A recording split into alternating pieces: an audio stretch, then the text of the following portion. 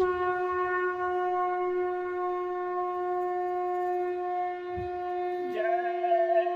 गुरुदेव। जय गुरुदेव।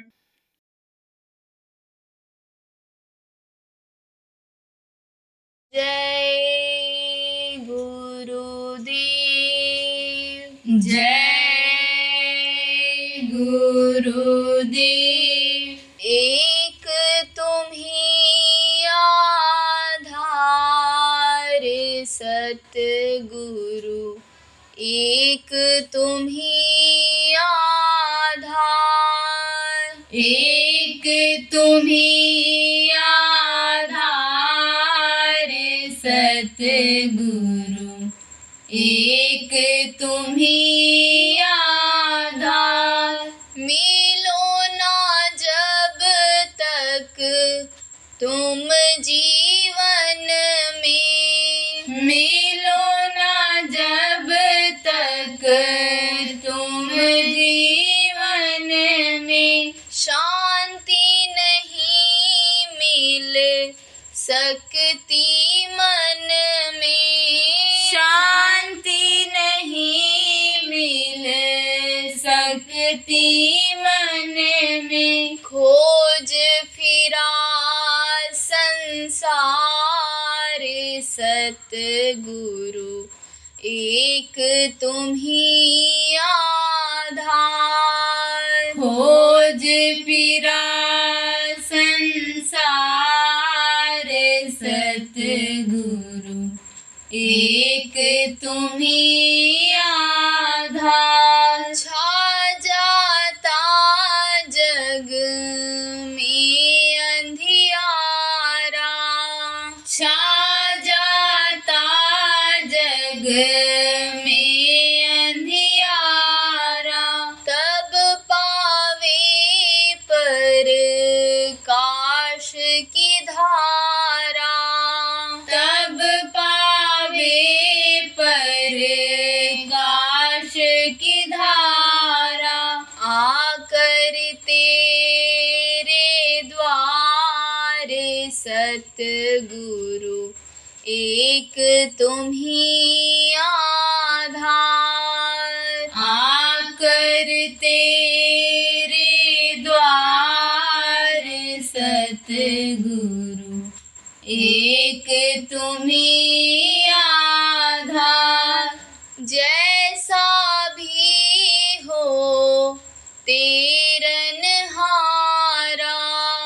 जैसा भी हो तेरनहारा, जब तक मिले ना शरण तुम्हारा, जब तक मिले ना शरण तुम्हारा, हो ना सके भव पार सतगुरु, एक तुम्ही आधार।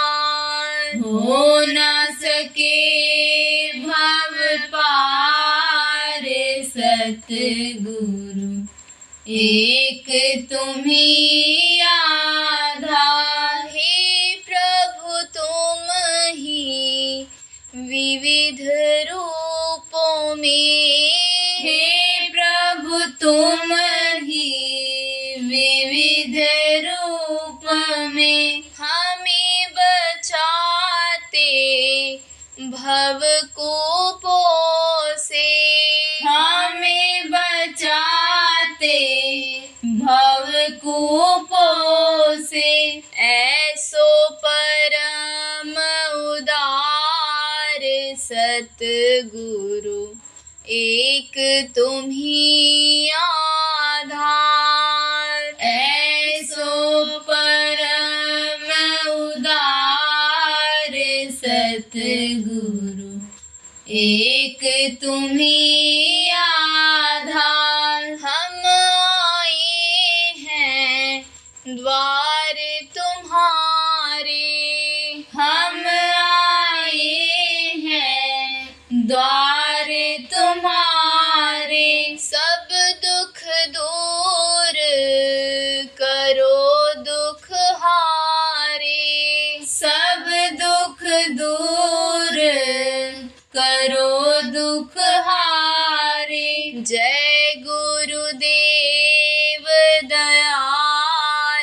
सतगुरु एक तुम ही आधार। जय गुरुदेव दयाल सतगुरु एक तुम ही आधार, एक तुम ही आधार सतगुरु एक तुम ही आधार, एक तुम ही आधार सतगुरु एक तुम ही आधार। जय गुरुदेव, जय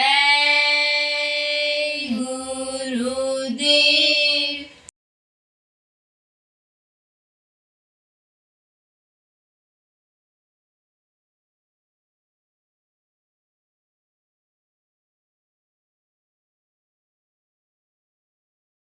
गुरु की पहचान अंतर में होती है, जैसे रानी इंदुमती ने कबीर साहब की पहचान किया था प्रेमियों।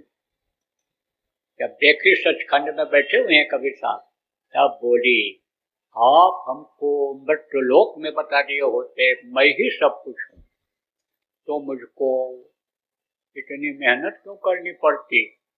तब बोले, तुझको विश्वास न होता तू तो कहती मनुष्य शरीर में इतनी ताकत कहाँ से आ सकती है, लेकिन तू जिज्ञास थी, तेरी इच्छा थी, तमन्ना थी तेरी, तो तुझको मैंने रास्ता बताया। रास्ते पर चला करके और ला करके ये जलवा दिखाया, अब तुझको विश्वास हुआ। उसने कहा विश्वास हुआ। कहा मदद किया तेरी कि नहीं किया। कहा आपके मदद के बगैर तो मैं एक कदम आगे बढ़ ही नहीं सकती थी। आपने तो कदम कदम पर मेरी मदद किया, मृत्युलोक में भी मेरी मदद किया। इस परमात्मा के रास्ते में सारे दुश्मन ही हमको दिखाई पड़े थे, लेकिन उन कांटों में से आपने निकाल लिया मुझे। जैसे कांटों के बीच में गुलाब निकल जाता है अलग, उस तरह से आपने मुझको अलग निकाल लिया। जैसे कीचड़ में कमल खिल जाता है और अलग वो हो जाता है, उस तरह से अलग किया आपने। और दुनिया से भी जब ऊपर में बढ़ी, पिंड शरीर से जब मैं ऊपर बढ़ी, अंडलोक में आई, ब्रह्मांड में जब आई, वहां जब रोड़े पड़े, देवी देवताओं के जो समझो लोग पड़े, वहां जो रुकावटें हुई और मैंने आपको याद किया, सारी रुकावटें खत्म होती चली गई। आपकी दया अगर न होती तो मैं यहाँ तक पहुंच ही नहीं पाती। लेकिन गुरु जी, केवल मैंने एक वचन को आपके पकड़ा, क्या? गुरु माथे पर राखी और चलिए आज्ञा माए, और कह कबीर दास का तीन लोक बनाए। गुरु के अनि वचनों को याद रखो, गुरु को मस्तक पर सवार रख करके चलो, तो कहीं भी कोई भी भर कोई डर नहीं है। तो पहचान ऐसे होती है। आपको समझने की जरूरत है प्रेमियों कि आपको बताना मेरा धर्म है, कि आपको समझाया जाए, बताया जाए, भटकों को रास्ता बताया जाए। क्यों? क्योंकि बंधन में हूँ, गुरु के आदेश के बंधन में हूँ, और गुरु का आदेश पालन करना ही गुरु भक्ति है। तो गुरु भक्ति तो करने का शुरू से ही निशाना बनाया। जब गुरु महाराज के पास पहुंचा था, कुछ नहीं जानता, लेकिन हर हुक्म गुरु का फौरन ही तामील हो, सिर झुका रखो हरदम नमन के लिए, यह भाव था। तो गुरु महाराज ने कहा था जाने से पहले, क्या कहा था? पुराने लोग हो, आपको याद होगा कि ये नए लोगों को नामदान देंगे और पुराने लोगों की संभाल करेंगे। संभाल वाली बात तो आपको खराब लगती होगी। क्यों?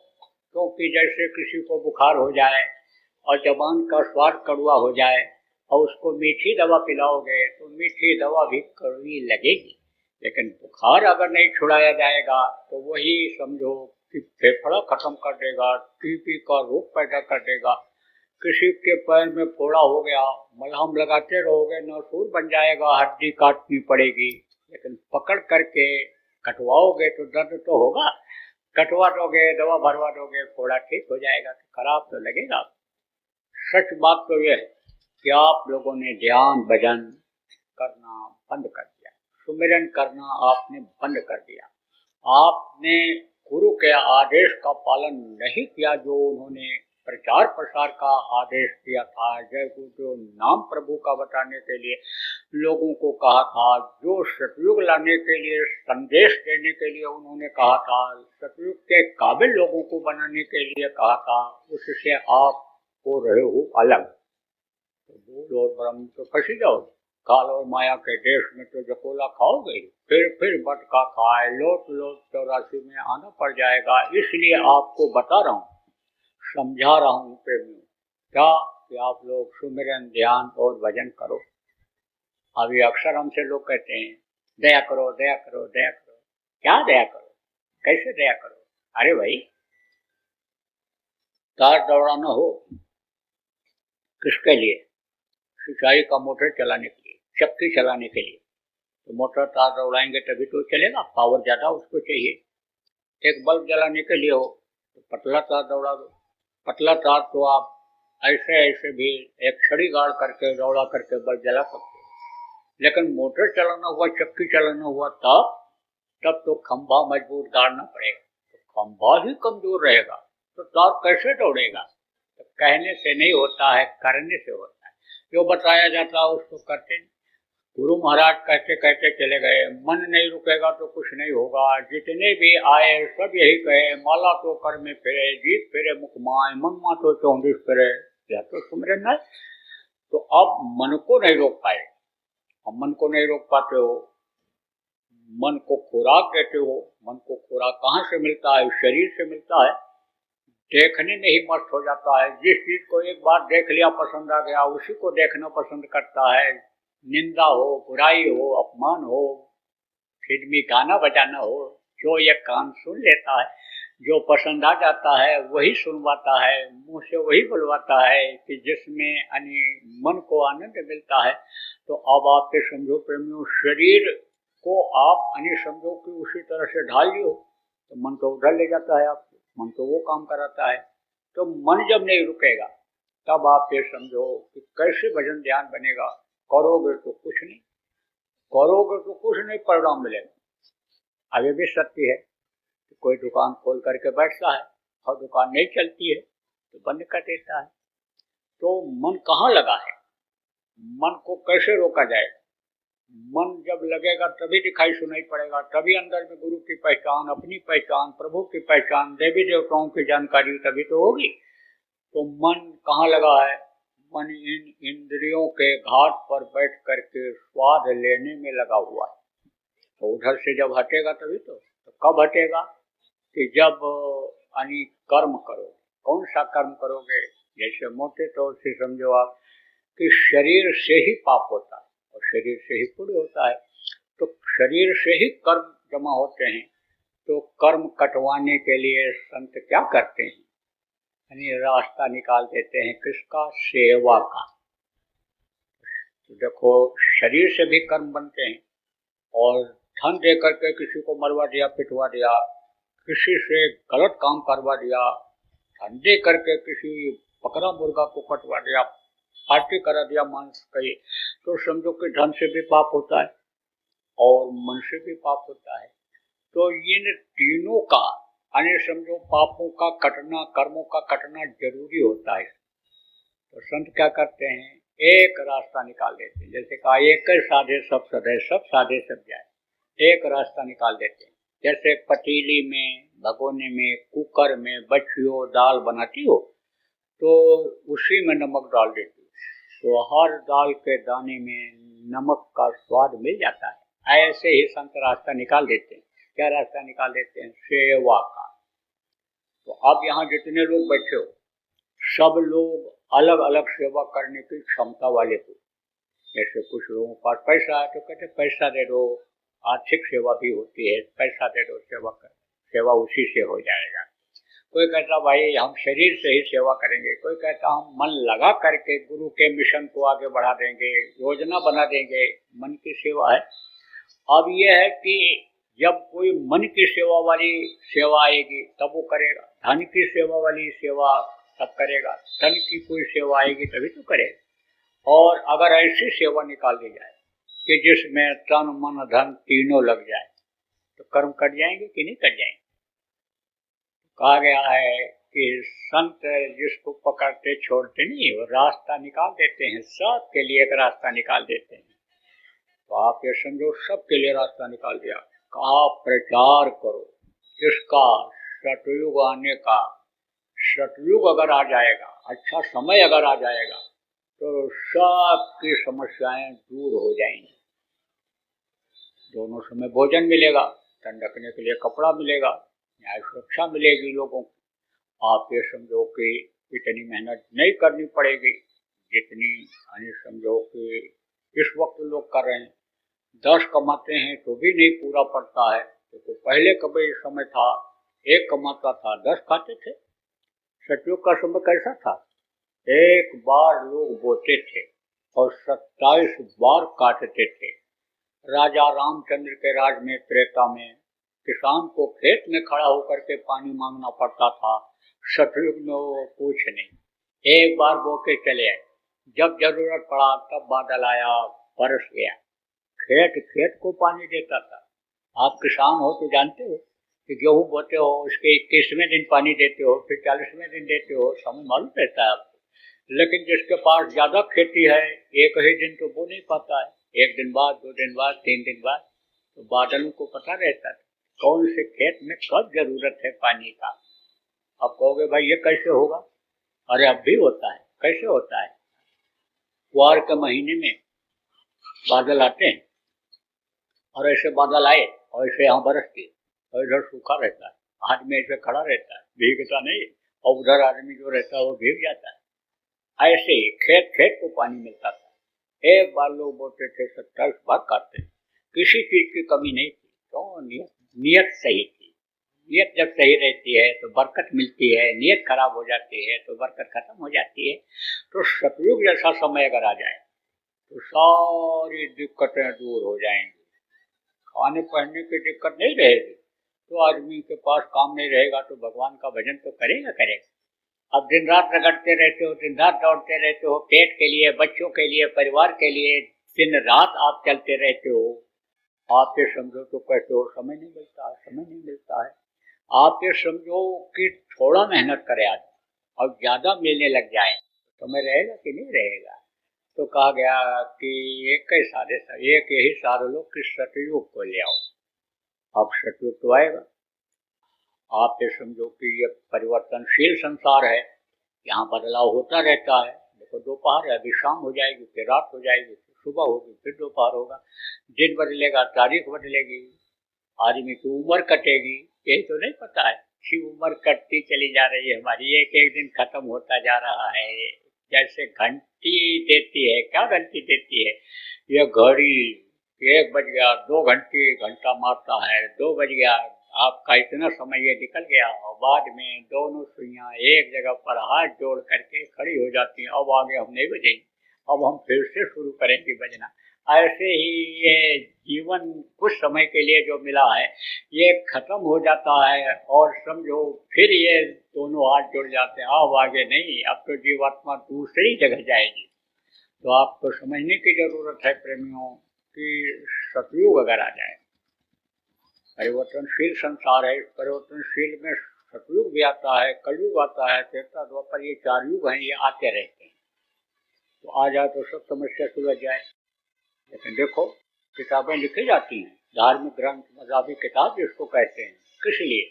याद करने के लिए। किसको लोग पढ़ेंगे तो याद करेंगे, लोग अच्छी चीजों का अमल करेंगे, अच्छी चीजों को लोग पकड़ेंगे। तो इतिहास ये बता रहा है कि जब जब युग बदला तब तब बहुत मरे। त्रेता गया बहुत मरे, द्वापर गया बहुत मरे। अब क्यों मरे? रावण क्यों मरा? रावण इतना विद्वान, रावण इतना बलवान उस समय कोई था ही नहीं। भगवान राम जो कहे गए, भगवान जो कहे गए, मर्यादा पुरुषोत्तम राम जो कहे गए, राजगद्दी पर उन्होंने ठोकर मार दिया। आप ये समझो पिता के आदेश पर मर्यादा का पालन किया, उन्होंने राजगद्दी छोड़ा, मर्यादा पुरुषोत्तम राम कहलाए। जब रावण जैसे पराक्रमी को, जिसके सामने बड़े बड़े देवता नहीं ठहरते थे, उसको जब मार दिया तो लोग उनको भगवान कहने लग गए। मार नहीं सकते थे, कमजोर पड़ रहे, परशुराम जी से उन्होंने जो शक्ति लिया था उस शक्ति से रावण का विनाश किया। रावण बहुत ज्ञानी था, बड़ा जानकार था, उत्तम कुल पुलस्त का नाती, शिव पूजो बहु बाती, उत्तम कुल पुलस्त ऋषि का नाती था। और शिव जी का इतना भगत था कि कहते हैं सिर काट के चढ़ा देता था वो। तो आपको कहने की जरूरत, समझने की जरूरत है। कहता था कि स्वर्ग तक सीढ़ी लगा दूंगा, जमीन से लेकर के स्वर्ग पर चढ़े जाएंगे, सीढ़ी पर चढ़कर लोग स्वर्ग चले जाएंगे। लेकिन उसके अंदर 3 बुराई थी। मांस खाता था, शराब पीता था और दूसरी औरत को गलत नजर देखता था, इसीलिए राक्षस कहा गया और उसका विनाश हुआ, परिवर्तन हुआ। अब जब परिवर्तन हुआ तो देखो कितने मरे, बहुत मरे।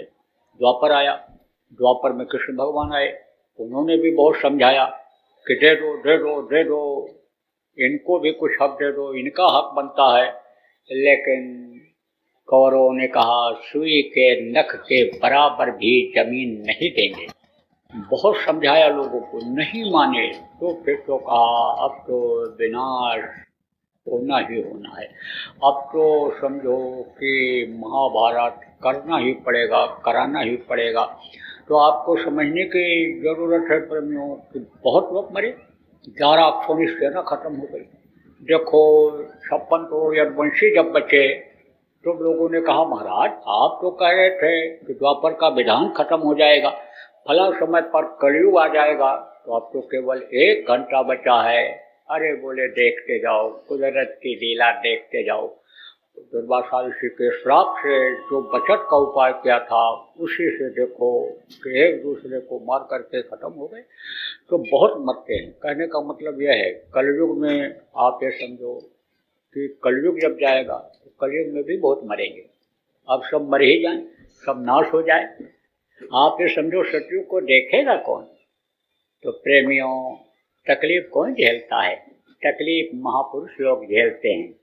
आप ये समझो जंगल जंगल कौन भटका, जिनकी आज पूजा हो रही है, रामलीला रासलीला रचाई जा रही है, वो भटके। कृष्ण गांव गांव घूमे, गाय चराए, मथुरा से द्वारिका भग करके गए। कौन तकलीफ झेलता है? महापुरुष झेलते हैं। देखो पलटू को जिंदा जला दिया, तब रेत की खाल खींच ली, शमशेर को फाटे पर लटका दिया। तो आप ये समझो महापुरुष ही तकलीफ झेलते हैं और उनके जो बंदे होते हैं वो तकलीफ झेलते हैं।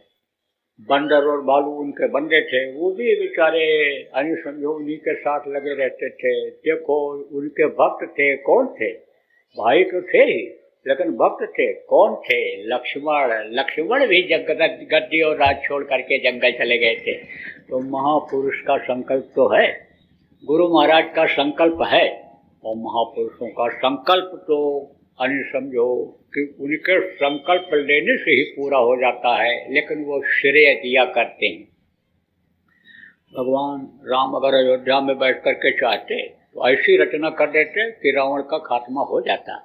लेकिन तो हनुमान की कोई पूजा करता? हनुमान को कोई जानता? गोपी और ग्वालों को कोई जानता?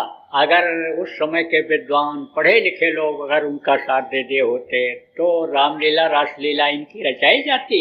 गोवर्धन कृष्ण ने उठाया, लकड़ी किसने लगाया था? गोपी और ग्वालों ने। आज देखो उनकी भी रासलीला हो रही है, उनका भी नाम आज है। तो कहने का मतलब यह है प्रेमियों काम तो हो जाएगा, लेकिन गुरु महाराज आपको प्रेमियों श्रेय देना चाहते हैं कि बाबा जय गुरुदेव के भक्तों ने अच्छा समय ला दिया, सतयुग ला दिया, सतयुग के योग्य लोगों को बना दिया। अब सतयुग को कौन लोग देखेंगे? जो शाकाहारी होंगे, जो नशा मुक्त होंगे, वो लोग सतयुग देखेंगे। वो लोग देखेंगे जो समझो कि सत्यवादी होंगे, अहिंसावादी होंगे, सेवाभावी होंगे, वो सतयुग देखेंगे। जो जननी सम जाने पर नारी और धर पर आए बिस्ते बिस भारी, दूसरे के धन को जहर की तरह से मानेंगे, दूसरे की माँ बहन अपनी माँ और बहन की तरह से समझेंगे, वो सतयुग देखेंगे। तो इस लायक तो बनाना पड़ेगा। तो ऐसे अभी तक तो आप खूब प्रचार किए, अभी तक तो खूब बनाने की कोशिश किए, लेकिन आप लोगों को उस तरह से नहीं बना पाए कि जिस तरह से बनाना चाहिए, जिस तरह से लोगों को समझाना चाहिए। तो देखो बहुत तरह से समझाया आपने, चेतावनी भी दी, समय भी आएगा, खराब समय आएगा, आप ये समझो। बातों को बताया भी, जो बताया गया गुरु महाराज ने जो बताया, मैं जो बताया गुरु महाराज के जाने के बाद कि भाई दवा खोजने पर नहीं मिलेगी, दवा खोजी भी जाएगी तब तक बहुत लोग मर जाएंगे, तो आपने इन चीज़ों को तो बताया। अब यह कोरोना आया, तमाम लोग आए, तमाम समझो कि फ्लू आया, तमाम आया, तरह तरह का नाम ले करके तकलीफ कुदरत ने लोगों को दिया, लेकिन उस समय तो लोगों को याद रहा, बाद में भूलते चले जा रहे हैं।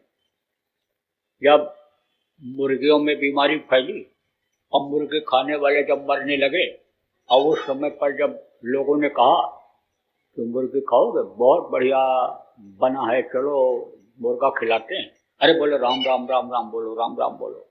मुसलमानों से कहा मुर्गा खा लो, मुल्ला जी चलो मुर्गा बहुत बढ़िया बना है, पैसा नहीं पड़ेगा, फिर मिलेगा। कहे अरे अरे खुदा खुदा खुदा खुदा खुदा, तोबा तोबा तोबा तोबा तोबा तोबा तोबा बोलने लग गए। अब आप ये समझो कि जैसे वो खत्म हुआ तैसे ही उसके बाद फिर बोलने लग गए। तो अब इस तरह से समझा लो कि हाथ जोड़ कर बिने हमारी, तजो नशा बनो शाकाहारी। विनम्रता से समझा लो, हाथ जोड़कर समझा लो। कोई मान जाए तो पैर भी छोड़ो, अगर वो कह दे हमारा पैर तुम छोड़ो और हम हाथ से छोड़ देंगे तो पैर भी छोड़ो, कोई छोटे थोड़ो बन जाओगे। कहने का असर इतना होता है कि प्रेमियों ने ही बताया कि प्रभात फेरी रोज निकालते थे, रोज जाते थे प्रभात फेरी में, कहते थे हाथ जोड़ कर बिने हमारी। उस समय पर आज के 2 साल पहले कहते थे बन जाओ सब शाकाहारी, तो यही नारा लगाते थे। तो एक दिन एक आदमी मोटा तगड़ा हट्टा कट्टा दरवाजे से बाहर निकला और कहा अब इधर मत आना। तो बेचारे सीधे साधे गांव के लोग घबरा गए कि मारे ना। कह देखो अब इधर आने जरूरत नहीं, रोज आते हो, रोज हाथ जोड़ते हो, रोज हाथ जोड़ते हो, छोड़ दिया बात से, लाओ कहो लिख कर दे दें, अब मांस मछली नहीं खाएंगे, अब अंडा नहीं खाएंगे, चाहो से शाकाहारी हो गए, अब आज से प्रचार आने जरूरत नहीं है। देखो बातें असर करेंगी।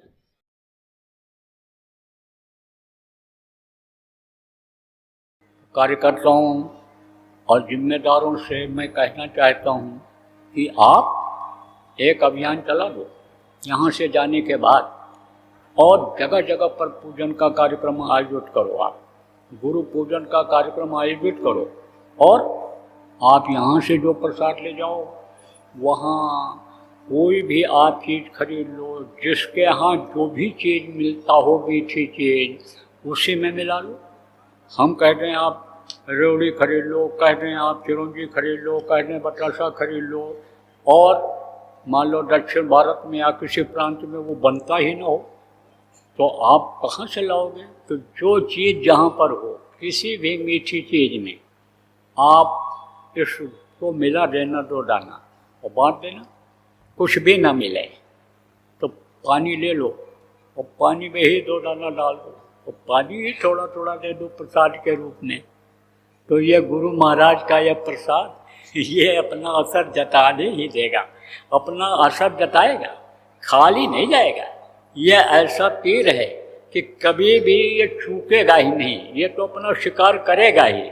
कौन सा शिकार करेगा? आदमी मारने का नहीं, बुराइयों को ख़त्म करने का, अच्छाई लाने का। यह शिकारी है, ये प्रसाद शिकार करेगा, लोगों को अच्छा बनाएगा, लोगों का दिल दिमाग भावना बदलेगा। तो आप इसका अभियान चलाओ। जय गुरुदेव।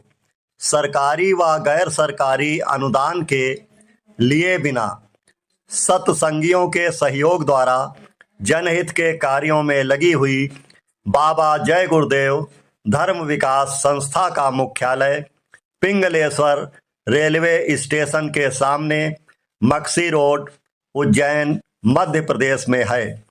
यहाँ पर सत्संग व नामदान का कार्यक्रम होता रहता है। अतः आप श्रोताओं से अनुरोध है कि बाबा उमाकांत जी महाराज के आश्रम उज्जैन एक बार परिवार सहित जरूर पधारिएगा। आपके सुझाव के लिए व्हाट्सएप नंबर 95756000 700। जय गुरुदेव।